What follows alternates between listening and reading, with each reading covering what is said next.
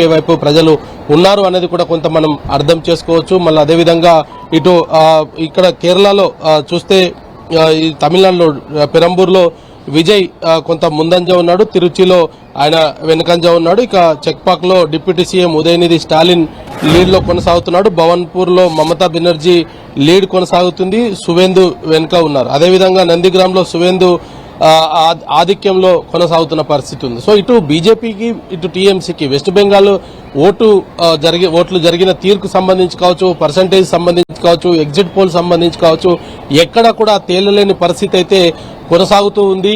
మొదటి నుంచి కూడా ఎగ్జిట్ పోల్స్ అనౌన్స్ చేసిన రోజు కూడా ఇదే పరిస్థితి నెలకొంది. మరి ఈ రోజు రిజల్ట్స్ రోజు కూడా పోస్టల్ బ్యాలెట్ లో కొంత క్లారిటీ వస్తుందని భావించినప్పటికీ రెండు పార్టీల మధ్య ఆధిపత్యం అయితే కొనసాగుతుంది. నువ్వా నేనా అన్న హోరాహోరీ పోర్ అయితే ఇటు టీఎంసీ బీజేపీ మధ్య అయితే నెలకొని ఉంది. మరి అంచనాలకు మించి మరి ఈ బ్యాలెట్ ఏదైతే ఈవీఎంల లెక్కింపు తర్వాత ఏదైనా మారుతుందా, 11-12 గంటల వరకు ఏదైనా క్లారిటీ వస్తుందా అనేది కూడా ప్రస్తుతానికైతే వేచి చూడాల్సిన పరిస్థితి అయితే ఉంది. మరి ప్రస్తుతం ఉన్న ట్రెండ్ మాత్రం హోరాహోరీగా ఇటు టీఎంసీకి కానీ బీజేపీకి కానీ ఎక్కడ కూడా ఆధిపత్యం అనేది కనిపించట్లేదు.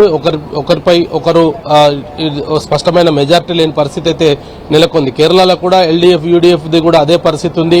మరి ఆ ఈవీఎంల లెక్కింపు ప్రక్రియ కొంత జరిగితే మరి ఓటు పర్సంటేజ్ పెరిగితే కనుక ఏదైనా మార్పులు వచ్చే అవకాశాలు ఉన్నాయి. కానీ ప్రస్తుతం మాత్రం ఇటు కేరళ వెస్ట్ బెంగాల్లో మాత్రం హోరాహోరీ పోరు కొనసాగుతుంది.